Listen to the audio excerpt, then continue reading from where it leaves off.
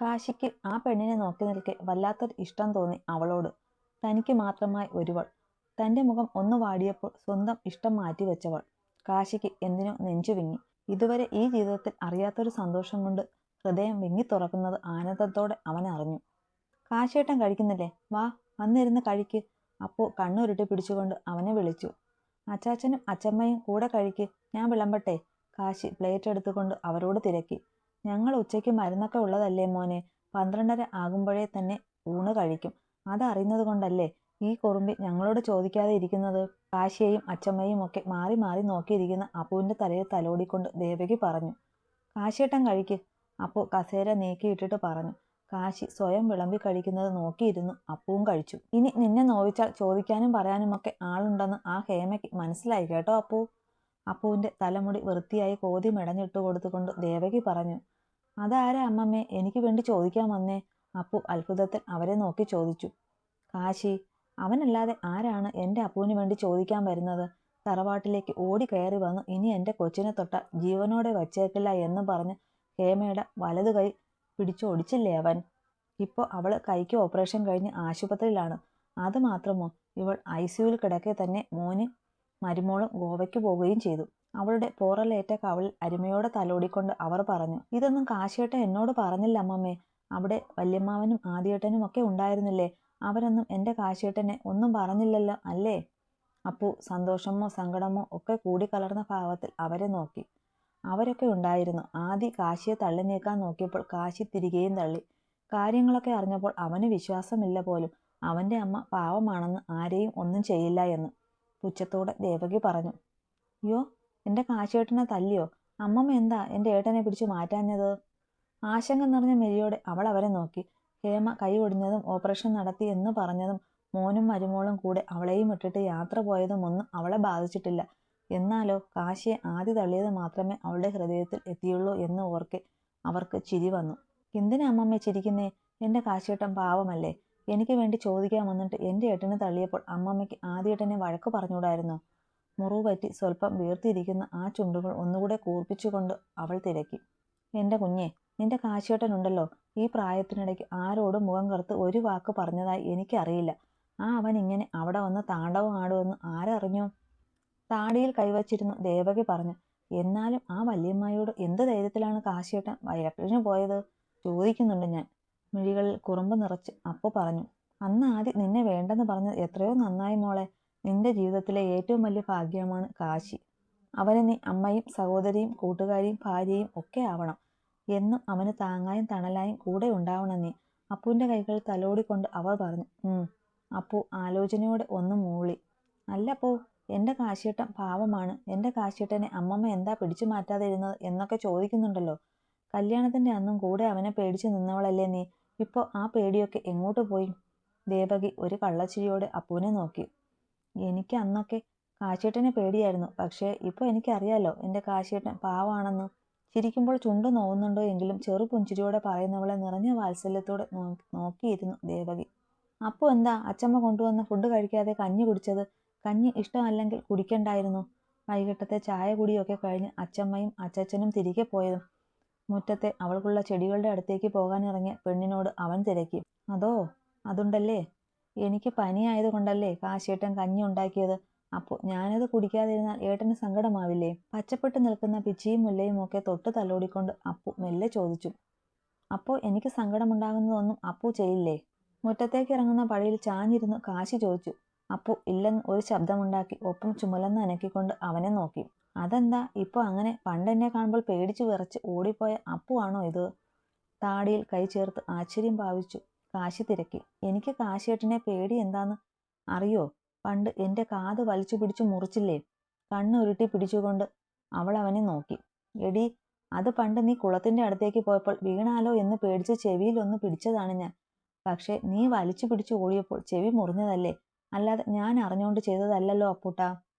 അവൾ ഇതുവരെ തന്നെ കാണുമ്പോൾ ഭയത്തോടെ മാറിപ്പോയത് ഓർത്താണ് എന്ന് പറഞ്ഞപ്പോൾ വല്ലായ്മയോടെ കാശി എഴുന്നേറ്റ് അവൾക്കരികിലേക്ക് വന്നു നിന്ന് പറഞ്ഞു.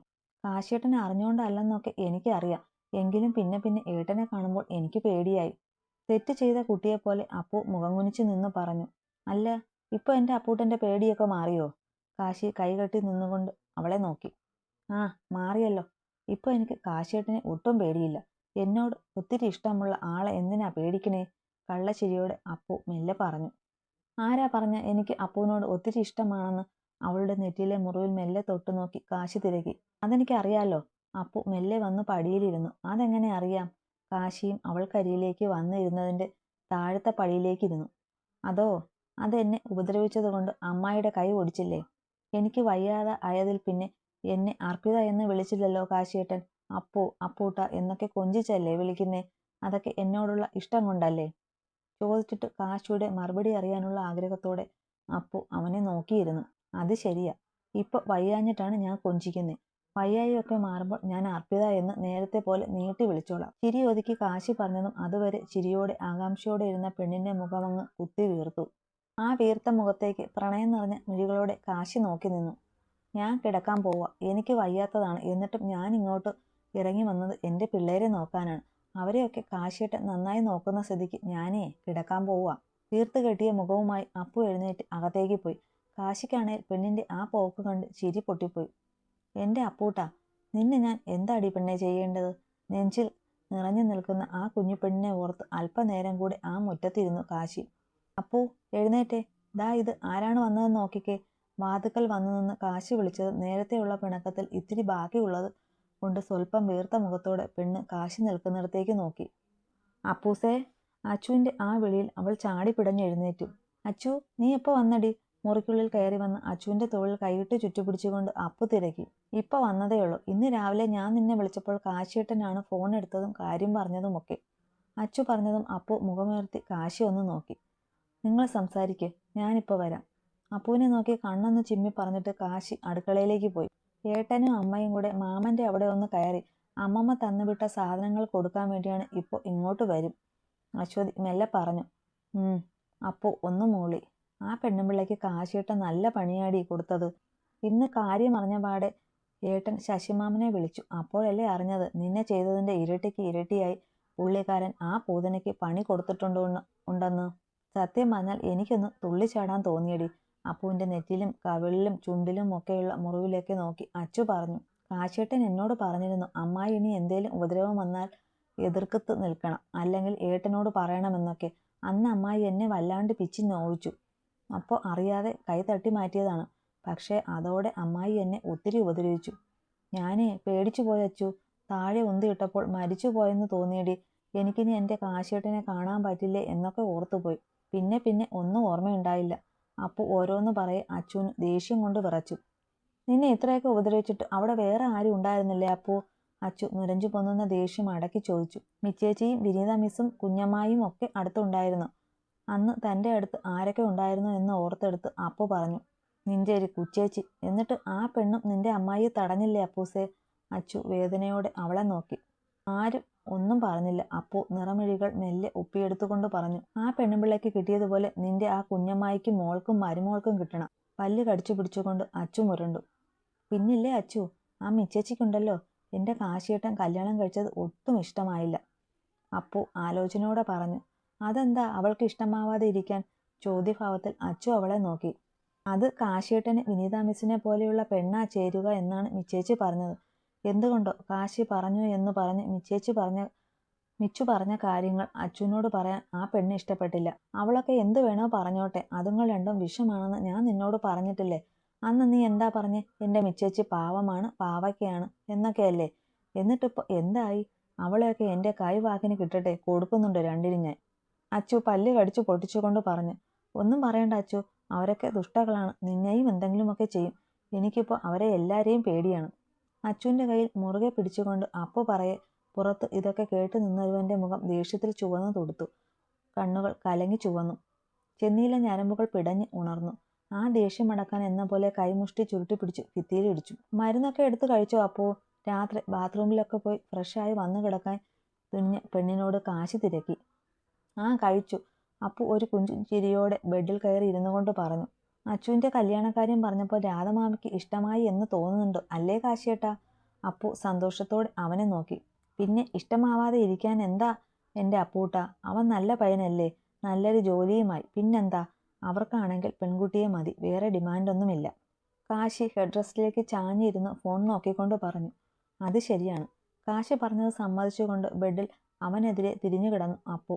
ആ കിടപ്പ് കാണെ കാശി ചെറുചിരിയോടെ പെണ്ണിനെ ഒന്ന് എത്തി നോക്കി. അപ്പോ അപ്പൂട്ടോ. കാശിയുടെ ഈ വിളിയൊക്കെ കേൾക്കെ ബെഡിൽ അവനെതിരെ തിരിഞ്ഞു കിടന്ന പെണ്ണ് നാണത്തോടെ മെല്ലെ മുഖം തിരിച്ചൊന്ന് നോക്കി. അപ്പൂട്ടാ. എന്താന്ന് പറയ് കാശിയേട്ടാ. അവൻ്റെ ആ നോട്ടവും കൊഞ്ചിച്ചുള്ള വിളിയും കേൾക്കെ പെണ്ണൊരു ചമ്മലോടെ അവനോട് ചോദിച്ചു. ഒന്നുമില്ലെന്നേ, ഞാൻ എൻ്റെ അപ്പൂട്ടനെ കൊഞ്ചിച്ചതാണ്. അയ്യേ, ഇങ്ങനെയൊക്കെ വിളിച്ചാണോ കൊഞ്ചിക്കുന്നേ? നാണം പുരണ്ടൊരു ചിരിയോടെ അപ്പു ചോദിച്ചു. ഇങ്ങനെയും കൊഞ്ചിക്കാം. കണ്ണ് ചിമ്മി ചിരിച്ചു കാശി. അല്ല അപ്പൂട്ടാ, ആ മിച്ചുവും വിനീതയും എൻ്റെ കുഞ്ഞിപ്പെണ്ണിനെ എന്താ പറഞ്ഞേ? അപ്പുവിൻ്റെ ചുണ്ടിലെ മുറിവിലേക്ക് സൂക്ഷിച്ചു നോക്കും പോലെ നോക്കി കിടന്നുകൊണ്ട് എന്തെന്ന് ഇല്ലാത്ത പോലെ കാശി ചോദിച്ചു. അതില്ലേ കാശിയേട്ടാ, അച്ഛനും അമ്മയും ബന്ധുക്കളും ഒക്കെയുള്ള ജോലിയുള്ള പെണ്ണിനെ കിട്ടാനാണ് കാശിയേട്ടന് ഇഷ്ടമെന്ന്. പിന്നെ പറയാ, പക്വതയുള്ള കുറച്ചും കൂടെ നല്ല പെണ്ണിനെയൊക്കെയാണ് ഇഷ്ടമെന്ന്. ആ വിനിത മിസ്സിനെ പോലെയുള്ള പെണ്ണെന്ന് പറയുമ്പോൾ ആ മുഖം വാടിപ്പോയത് കാശി കണ്ടു. ഇതൊക്കെ ആരാണ് എൻ്റെ അപ്പൂട്ടനോട് പറഞ്ഞത്? മിച്ചു ആണോ വിനിയാണോ? കാശി അവളുടെ സങ്കടം നിറഞ്ഞ കണ്ണുകളിൽ നോക്കി തിരക്കി.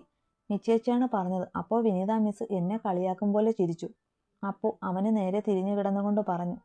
അപ്പോ കുറച്ചു മുമ്പ്, ഏതാണ്ട് 1 വർഷമായിട്ടുണ്ടാവും, വിനീതയുടെ ആലോചന വിനയ ചെറിയമ്മ കൊണ്ടുവന്നത്. അതന്ന് തന്നെ വേണ്ടാന്ന് ഞാൻ പറഞ്ഞതുമാണ്. ആ സമയത്ത് എപ്പോഴോ എങ്ങനെയുള്ള പെണ്ണാണ് വേണ്ടതെന്ന് മിച്ചു ചോദിച്ചപ്പോൾ ഞാൻ ഇങ്ങനെയൊക്കെ പറഞ്ഞത് സത്യമാണ്. പിന്നീട് ഇന്ന് നീ ഇത് പറയും വരെ ഞാനത് ഓർത്തതുപോലുമില്ലെന്നേ. കാശി പെണ്ണിനോട് പറഞ്ഞതും ആ മുഖം അങ്ങ് വീർത്തു. അപ്പോൾ പിന്നെ എന്തിനാ എന്നെ കെട്ടിയേ? കാശിയേട്ടൻ്റെ ആഗ്രഹം പോലെ ഒത്തിരി ബന്ധുക്കളുള്ളൊരു പെണ്ണിനെ നോക്കിയാൽ പോരായിരുന്നോ? എനിക്ക് ആരുമില്ലാത്തതല്ലേ? അച്ഛൻ ആരാന്ന് പോലും അറിയില്ല. മുഖമൊക്കെ കുട്ടിക്കാലം പോലെ വെച്ച് അപ്പു അവനെ നോക്കി പറഞ്ഞു. അതല്ലേ എൻ്റെ അപ്പൂട്ടാ ഞാൻ പറഞ്ഞത്. ഞാൻ ആ കാര്യം ഓർത്തതുപോലുമില്ലെന്നേ. പിന്നെ നിന്നെ കെട്ടിയത് നീ എൻ്റെ വൈദു അപ്പയുടെ മോൾ ആയതുകൊണ്ടാണ്. നിന്റെ അച്ഛൻ ആരാന്ന് എനിക്ക് അറിയുകയും വേണ്ട. പിന്നെ ഇപ്പോൾ ഈ കുഞ്ഞു പെണ്ണിനെ എൻ്റെ പാതിയായി ഞാനും സ്നേഹിച്ചു തുടങ്ങി, ആഗ്രഹിച്ചു പോയി. കാശി അവൾക്ക് മനസ്സിലാകും വിധത്തിൽ പറഞ്ഞു. ഇന്ന് ഞാൻ പോണോ കാശിയേട്ടാ? മടിയോടെ അപ്പു തിരക്കി. ഇന്ന് പോകാതെ ഇവിടെ വന്ന് ഒറ്റയ്ക്കിരിക്കുമോ നീ? മര്യാദയ്ക്ക് ക്ലാസ്സിൽ പൊയ്ക്കോ. അപ്പുവിനെ കണ്ണുരുട്ടി നോക്കിയിട്ട് കാശി പറഞ്ഞു. ഇന്ന് സ്റ്റിച്ചൊക്കെ എടുക്കാൻ പോവാണ്. കഴിഞ്ഞ ദിവസങ്ങളിലൊക്കെ കാശി ബാങ്കിൽ പോകുമ്പോൾ അമലിൻ്റെ വീട്ടിൽ കൊണ്ടുപോയി വിടും. തിരികെ വരും വഴി കൂട്ടിക്കൊണ്ടു പോരും. അവൾ ഒറ്റയ്ക്ക് ഇരുന്നോളാം എന്നൊക്കെ വലിയ വായിൽ പറയും. എങ്കിലും അവൾക്ക് ഒറ്റയ്ക്ക് ഇരിക്കാൻ പേടിയാണെന്ന് അറിയുന്നത് കൊണ്ട് കാശി സമ്മതിക്കാറില്ല. പെണ്ണ് വീട്ടിൽ നിന്ന് കള്ളത്തരം പഠിച്ചു. ഇന്ന് ഫ്രൈഡേ ആയതുകൊണ്ട് കോളേജിൽ പോകേണ്ട, ഇനി തിങ്കൾ മുതൽ പോകാം എന്നൊക്കെയായിരുന്നു പുള്ളിക്കാരത്തിയുടെ മനസ്സിൽ. ബാഗൊക്കെ എടുത്തു. എല്ലാം എടുത്തിട്ടില്ലേ എന്ന് നോക്കപ്പോ. മുഖം വീർപ്പിച്ചു വെച്ച് അവൾ താങ്ങി തൂങ്ങി നിൽക്കുന്നത് കണ്ട് കാശി പറഞ്ഞു. മുഖം കുറച്ചുകൂടെ വീർപ്പിച്ചുകൊണ്ട് ബാഗ് തുറന്ന് ഒന്ന് നോക്കിയിട്ട് അതെടുത്ത് തൂക്കിക്കൊണ്ട് വെളിയിലേക്ക് ഇറങ്ങി അപ്പു. ഇന്ന് ഒരു ദിവസം കൂടെ ഞാൻ പോകാതിരുന്നാൽ കാശിയേട്ടന് എന്താ നഷ്ടം? അതെങ്ങനെ? എന്നോട് ശരിക്കും ഇഷ്ടമില്ലല്ലോ. പെറുപെറുത്തുകൊണ്ട് പെണ്ണ് ബുള്ളറ്റിൻ്റെ അരികിൽ പോയി നിന്നു. അതേ, ഈ പെറുപെറുക്കുന്നത് അമ്മൂമ്മമാരാണ് കേട്ടോ അപ്പൂട്ടാ.